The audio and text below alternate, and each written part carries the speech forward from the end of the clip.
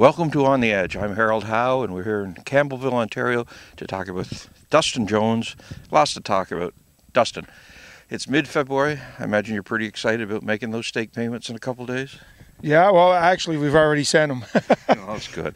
Wheeling and dealing. Let's start with him. I got to bring this up. Democracy is always right, even when it's wrong.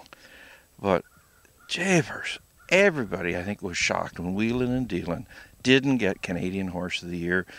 A perfect season, wins the Breeders' Crown, wins the Metro. I mean, there's nothing left for him, and he didn't get it. Like, you must have been disappointed. Well, I was a little bit disappointed because we had an undefeated horse in '94, Emily Cassell, who she just did everything like Wheeling did. And I was hoping that I was pretty sure he was going to get Horse of the Year, but then as it got closer, they started interviewing people, and they were talking about other horses than him. And there was only a few of the horses that are people that knew, trotters like Carmen High and Ben Byerjo and guys like that were talking about Wheeling and Dealing as Horse of the Year. But it seemed like all the pacing guys were talking about the Pacers. Must have been watching some other television from what I was. Anyway, that doesn't pay any bills. On the racetrack it does. You've just brought Wheeling and Dealing back. I know you're biased, but what do you think after, almost 4 months since he raced last? Well, he's grown quite a bit. Sylvain and his wife, Sylvain Filion and his wife Dominique came over 2 weeks ago to look at all the horses, and they couldn't believe how much he'd changed. Like when you see him every day, it's you don't notice it as much. But they hadn't seen him for a couple months, and he'd grown taller and he'd filled out quite a bit. And actually, he's been back jogging 2 weeks now, or he's on his third week back jogging, and he feels like King Kong out there. I know even at the end of last season, you were pumped thinking about this year. Obviously, first thing on the horizon of a major nature is the Hambletonian. But again, it's 2 heats. You said, when I last interviewed you, you thought that would play into his hands, going back to the old format.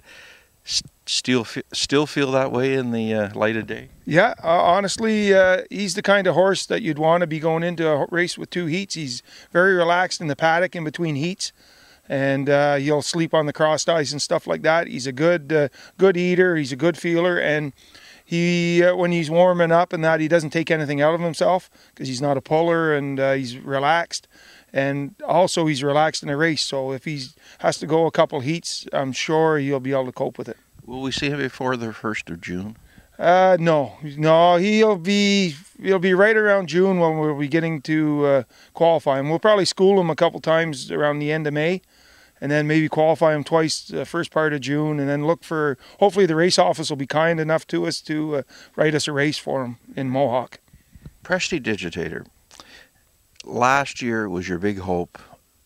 He didn't win the majors, still won $500,000, but in the minds of some people, big disappointment. But I think a lot would also say, give me a horse that makes me $500,000, I'll take him every day of the week. What was your reflections on his season? Well, actually, he showed up. Every race that he was supposed to race in, he showed up and he raced. And he never let us down by going a bad race. It's just that maybe at like Hamiltonian days, maybe he just wasn't at his best. And the flow of the race didn't work out for him also. But, everybody'd love to have a horse like that.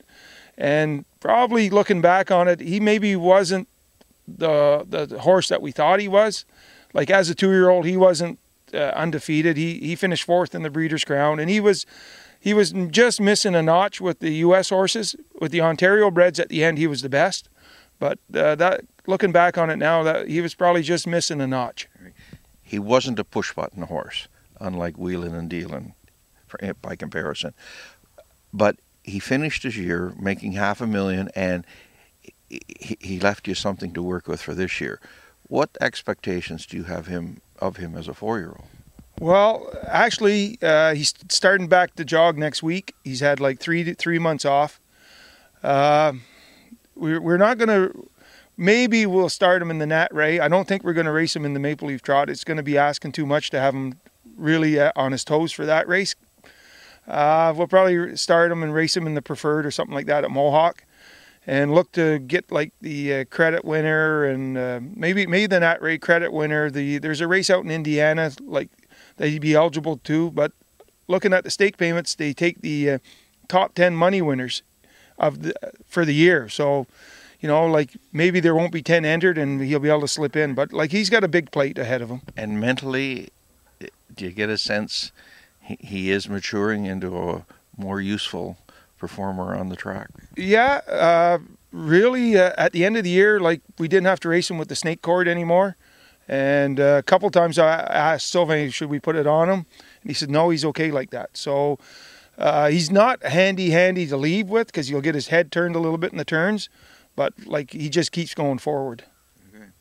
I'm not even going to ask you about 2-year-olds because I know they're all training like champions because there's no stake payments having to be made yet. We'll be back in a month and talk to you about that. But anyway, good luck through the winter and thanks for sharing your thoughts. Oh, you're welcome, Harold. Harold Howe with Dustin Jones giving you the Harness Racing Edge.